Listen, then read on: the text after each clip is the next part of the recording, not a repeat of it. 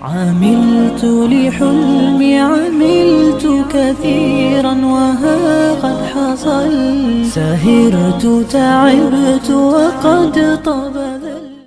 Sahabat channel kami yang Allah muliakan, Allah menciptakan apapun yang Ia kehendaki sebagaimana Ia menentukan kapan dan di mana keberkahan Ia tempatkan serta kepada siapa diberikan.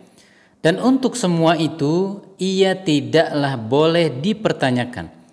Nah, teman-teman sekalian, para ulama telah bersepakat bahwa mengambil keberkahan dari apapun yang berkaitan dengan Nabi adalah diperbolehkan.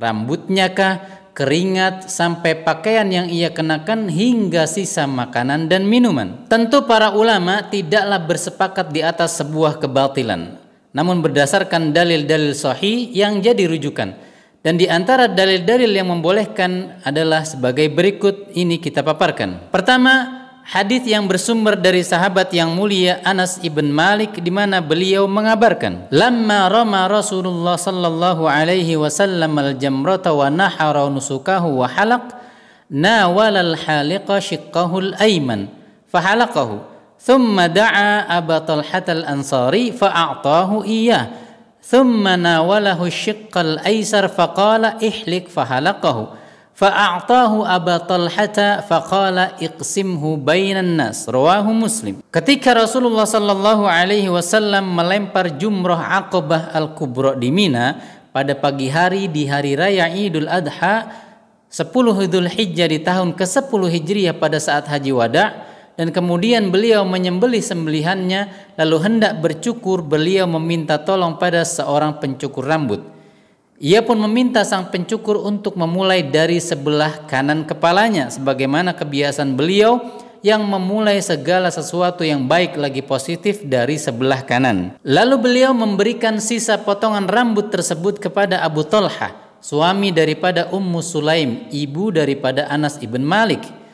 Demikian juga setelah bagian sebelah kiri kepala beliau dicukur, lalu beliau mengatakan, "Bagikanlah sisa rambutku ini atau potongan rambutku ini kepada para sahabatku yang lainnya." Para ulama mengatakan, "Liyakuna barakatan baqiyatan baina adhurihim wa tadhkiratan lahum wa ka'annahu asyara bidzalika ila iqtirabi ajalihi wa inqidha zamani suhbah." Agar ada keberkahan dari Nabi yang tersisa di antara mereka, para sahabat, selain sebagai pengingat pada beliau dan seolah-olah sebagai isyarat akan sudah dekatnya ajal beliau dan akan berakhirnya persahabatan Nabi dengan mereka.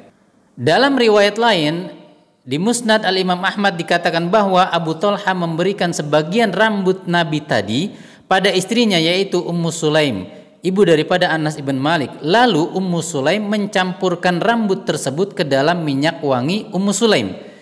Dan juga sudah menjadi berita yang valid bahwa sebagian sahabat mengambil keringat-keringat Nabi lalu mencampurkannya dengan minyak-minyak wangi mereka.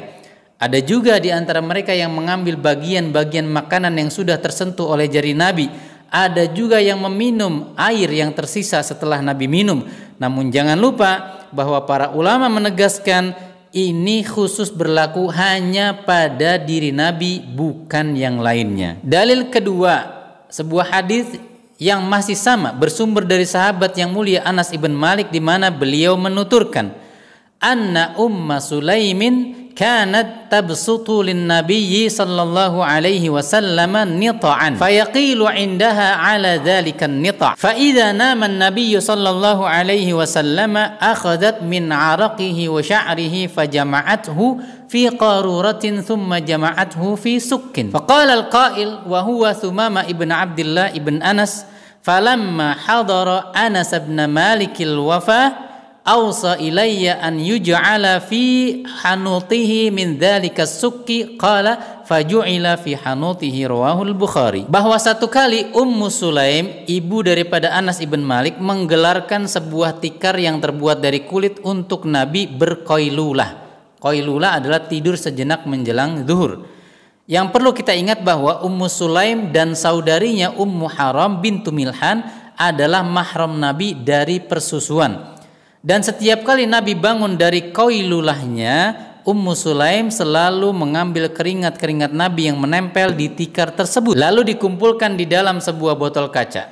Sumamah ibn Abdillah ibn Anas mengatakan bahwa ketika Anas ibn Malik meninggal dunia, ia telah berwasiat agar minyak wangi jenazahnya dicampur dengan keringat Nabi, maka wasiat tersebut pun dilaksanakan. Nah, dengan dua dalil yang sahih tersebut, menjadi jelaslah bagi kita bahwa bertabarruk, mengambil keberkahan dengan hal-hal yang berkaitan dengan diri Nabi adalah boleh, bukan sebuah kesyirikan. Bahkan diperintahkan Nabi yang jelas, yang mana Nabi itu selalu melarang kesyirikan, sebagaimana yang dianjurkan tadi pada hadis pertama.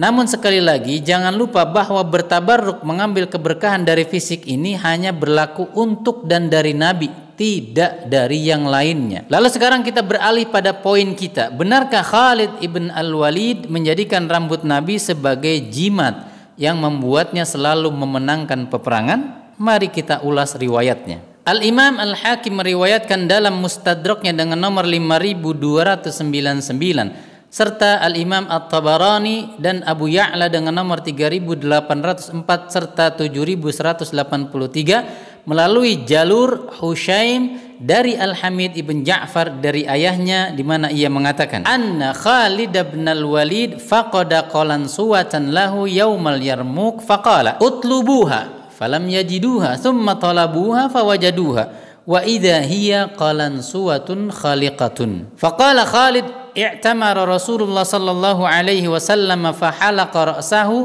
wabtadara an-nasu jawanib sya'rihi fasabaqtuhum ila nasiyatihi faja'altuha fi hadhihi al-qalansuwah falam ashhad qitalan wa hiya ma'i illa ruziqtun nasr. Bahwa Khalid ibnul Walid kehilangan pecinya pada saat perang Yarmuk, lalu ia meminta sebagian sahabat untuk mencarinya.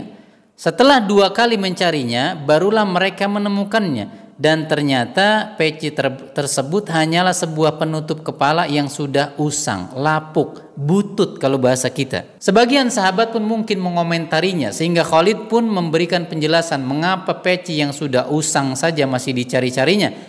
Beliau mengatakan bahwa beliau pernah 1 kali umrah, yakni Rasulullah SAW. Lalu Rasulullah bertahallul, lalu para sahabat pun berebutan mengambil sisa potongan rambut beliau.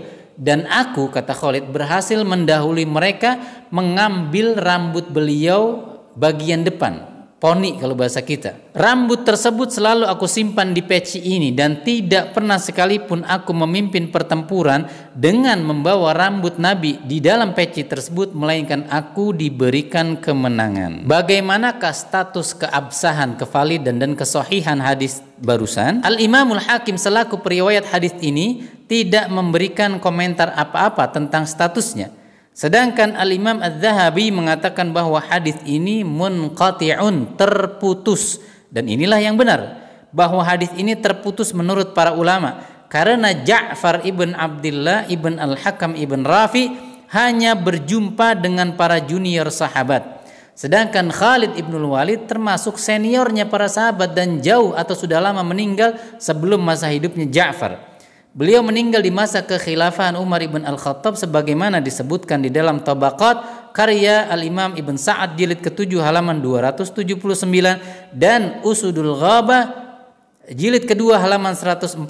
Maka tidak mungkin Ja'far berjumpa dengan Khalid ibn al-Walid dan mengalami peristiwa ini, enggak mungkin. Oleh karenanya pula Al-Imamul Bukhari mengatakan di dalam At-Tarikh Al-Kabir jilid ke-2 halaman 195 bahwa Ja'far hanya berjumpa dengan Anas dan junior lainnya, yang mengisyaratkan bahwa Ja'far tidak berjumpa dengan para senior sahabat semisal Khalid ibnul Walid dan mereka yang sudah lebih dulu meninggal, tidak. Demikian juga Al-Imam Ibnu Katsir mengisyaratkan kelemahan hadis ini dalam Al-Bidayah wa Nihayah jilid ke-7 halaman 113 dengan mengatakan ruwiya. Ruwiya itu dalam bahasa Arab adalah bentuk pasif majhul yang artinya diriwayatkan, dan ini dikenal dengan sighah tad'if, bentuk kalimat yang menunjukkan kelemahan sebuah riwayat. Kemudian teman-teman sekalian yang terakhir, kalaupun kemudian riwayat ini sahih, maka ini hanya berlaku pada athar Nabi dan tidak ada yang tersisa dari athar atau sisa-sisa peninggalan fisik Nabi sedikit pun dengan bukti yang kuat dan valid loh ya.